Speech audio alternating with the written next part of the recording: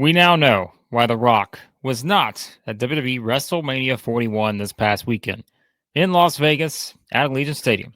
He was not there. We talked about it in a video we did on Monday. We talked about all the reasons why he may not be there. We said, all right, sure, he's got film commitments, all this other stuff, but we ultimately got to the conclusion that maybe the reason he wasn't there is because it was never the plan for him to be there. Was that really a possibility that The Rock was not going to be at WrestleMania because that was part of the plan? Well, we found out our answer. I mentioned it this morning when we did the WWE Raw after WrestleMania reaction show. You guys can check it out on the channel. I mentioned that we knew we were going to get some kind of response when it came to why The Rock wasn't at WrestleMania. We knew he had to talk about it because why else would he be going on Pat McAfee other than to talk about everything that happened at WrestleMania, to push all the different records that WWE broke over the weekend for the show. And he did all that.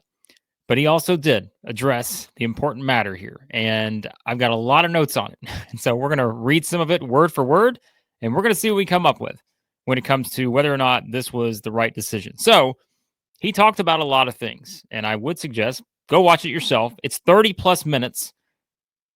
But go watch it just to see all the different things he discussed. He talked about how much he loved the WrestleMania 41 Night 1 main event with Seth Rollins, Roman Reigns, and CM Punk. Love that. Talked about Jacob Fatu getting his sort of shining moment, winning the United States Championship against LA Knight.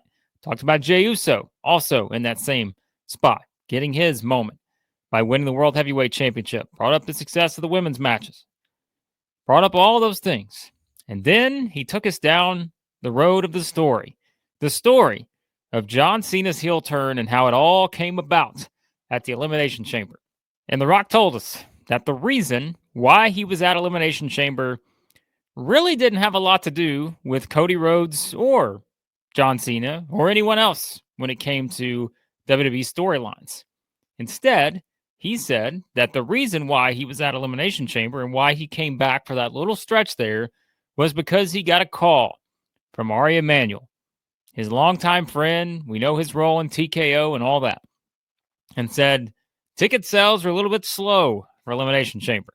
What do you think about bringing back The Rock, the final boss? And of course, The Rock finds a way to do it, right? He comes back. We get the selling of the souls. Cody won't do it. John Cena does it. The turn happens.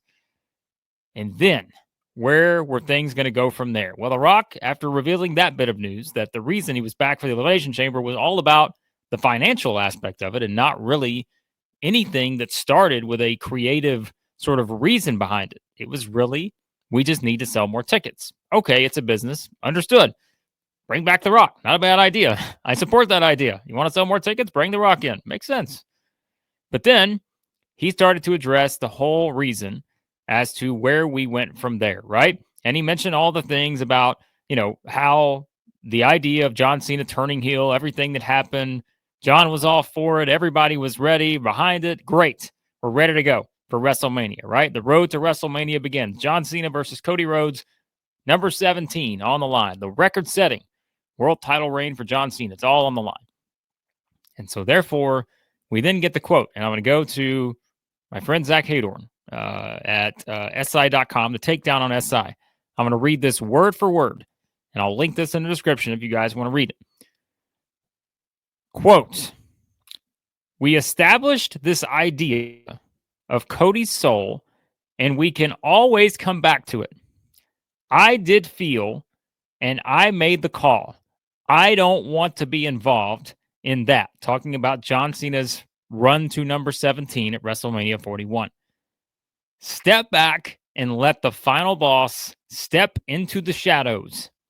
Let all that spotlight go on John. Let it go to Cody. Let's not make it about Cody's soul or John's soul. Let's let them do what they do." He continued, quote, "I called John and spoke to him. I called Cody and I said, I think the final boss's work is done.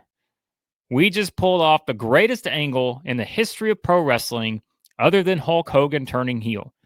I said, this is amazing. We have 6 weeks. Now let's build and you guys crush it. I'll be right there with you, and I'm always here if you need me. but I think it's best for the final boss not to be involved in that finish. End quote. Okay, so let's let that digest for a second, right? So you made the shocking heel turn with John Cena, and the expectation was set at that point that John Cena turned, and one of the primary reasons for the turn is that he was willing to sell his soul to The Rock, the final boss. And the decision was then made that the final boss, The Rock, should not be involved in the road to WrestleMania 41 to put all the attention on John Cena chasing number 17, put all the attention on Cody Rhodes, this big, once-in-a-lifetime type match. That is one way to look at it, that The Rock just stepping out of the equation would make sense to just let them do their thing. But the problem is, as I pointed out in the video I did on Monday, the problem is that John Cena didn't turn heel on Cody Rhodes and stare into thin air. He aligned himself with The Rock, visibly, physically. These two were aligned together walking out of Elimination Chamber. So how can you look at this and think that the WWE fans are going to sit here and think, well, that's all for The Rock? It's like an old Looney Tunes episode where it's like, that's all, folks. Show's over. That just doesn't make sense because you are absolutely setting the expectation that The Rock is going to be a part of this whole thing by bringing him in Elimination Chamber. Blame whoever you want. Blame The Rock, blame Ari Emanuel, blame anyone. It doesn't matter. What matters is the story does not make sense at that point. If that is the route you're going, it doesn't make any sense to say, you know what? Final boss is going to take a step back after that big angle, right? If we go back to using the NWO comparison that The Rock uses here with Hulk Hogan, talking about how this angle compares to that, one of the biggest ever, if not the biggest ever, outside of that angle in terms of the shocking heel turns that have ever been done in the history of professional wrestling. If we go back to the NWO and ask ourselves, what would have happened if Hulk Hogan or Kevin Nash or Scott Hall, what would have happened if in the turn somehow one of these guys completely removes himself from the equation? It wouldn't have made any sense because The Rock, like it or not, was the catalyst for this story. You could have, as we pointed out, had John Cena turn heel at the Elimination Chamber. He could have kicked Cody in the balls and no one else be around. And John Cena would have turned heel. That would be a heel turn. If John Cena kicks Cody in the balls again, hits him with the title, and destroys him at the end of the show, that would have been a heel turn. May not have been as big for people because why? Because The Rock wouldn't have been attached to it. But he was. And so therefore, how can we have the expectation that, you know what? Let's just remove the final boss from the equation. And so that's just one part of the story, right? That's one part of the story. We know we're not getting every little tiny detail. He's not going to come out on national television on ESPN on one of the biggest shows there is in the Pat McAfee Show and give us every little tiny detail as to how this thing played out. But as noted by other people, there were times in this interview where he kind of distanced himself a little bit from how it did actually play out at WrestleMania 41. Not just his part of the equation, but talking about the finish itself. Because he did say that he would have finessed things a little bit differently had he creatively looked at the finish, right? So that's a little subtle jab there about, okay, you know what? I wasn't involved, but let me tell you that I thought they could have done that a little bit differently.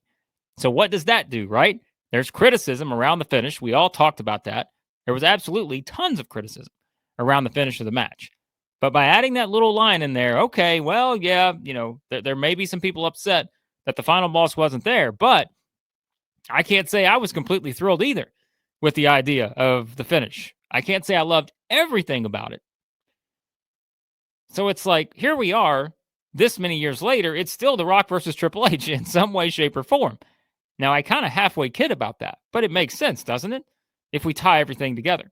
And so as we said in the video on Monday, If you take what The Rock said, and by the way, he said a lot more stuff too. I'm not going to quote everything. This video could be going on for half an hour, but I'm not going to quote everything. He talked about how he thinks Cody can turn heel in the future, even hinted maybe at Seth Rollins somehow selling his soul to The Rock. All this other stuff was hinted at, I think, in this interview. You knew no matter how long this interview went, they were going to have to address the reason why he was not at WrestleMania 41. He took us all the way back to the Elimination Chamber story and how he was called in to raise the ticket prices. And then from there, somehow he makes the decision, whether he did or didn't. This is The Rock telling us this on this show. He made the decision that the final boss should not be part of this. This is John Cena's moment, which we pointed out in the video. Fairly, I think that, sure, you could justify that to a certain extent and say, you don't want to take away from John Cena's number 17. Here's the problem. This wasn't John Cena winning 17, and there's this huge celebration in the ring, the way there was when Cody Rhodes finished his story at WrestleMania 40, right? Because why? Because John Cena's a heel. And why was he a heel? Because he turned heel at Elimination Chamber and aligned himself with The Rock, the final boss. And so these are all the things that when you try to connect it together, it's just not there as a coherent story. And that's why we talk about the frustrations. You guys know, if you've watched this channel before, I am probably one of the most optimistic people out there when it comes to trying to see the good that can happen in these storylines moving forward. But I also think we have to sit here and not just be oblivious to the idea that sometimes the stories don't make sense. This is one that just does not connect together. And that's where, as we say, is it a power struggle? Is it any of these things? It's obviously the power that The Rock holds, not just in TKO, but worldwide, the schedule, the demands of this schedule for him. That's why when he gets involved, now the issue becomes you've sort of set a precedent here where, remember everything that happened leading into WrestleMania 40.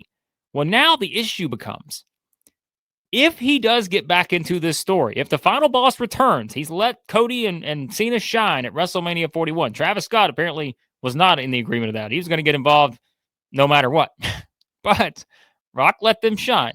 If he gets back into the story, are we going to have that same confidence that no matter what he does when he returns, are we going to have the confidence that the story's going to play out the way that it should? When you add that little doubt in there, the way that this has now added the doubt because he was not at WrestleMania 41 and he flat out told us the plan was him for not to be at WrestleMania 41. That was the plan. It was drawn up that way. He was not going to be there. And so now that we know that, that makes us question anything in the future when it comes to this. Because now, The Rock couldn't have made it any more clear in this interview on the Pat McAfee Show that he's not going to be involved in this with John Cena. And we know immediately on Raw, as we said, they quickly went to John Cena versus Randy Orton, not even a thought to even talk about The Rock. But now we know why, because that wasn't the plan. The plan was for him to come in one night, get the big ticket sale boost in Toronto for Elimination Chamber, and that was it. And that's what we were told on the Pat McAfee Show when it comes to why The Rock was not at WrestleMania 41. What do you think about the comments from The Rock on the Pat McAfee Show about why he was not at WrestleMania 41? What do you think about his comments about making the decision to let the final boss not be part of this story after Elimination Chamber? As always, appreciate your feedback. Hit the subscribe button, hit the like button, turn on your notifications so you know when we do new videos or go live here on the channel. And let me know your thoughts on The Rock's comments on the Pat McAfee Show.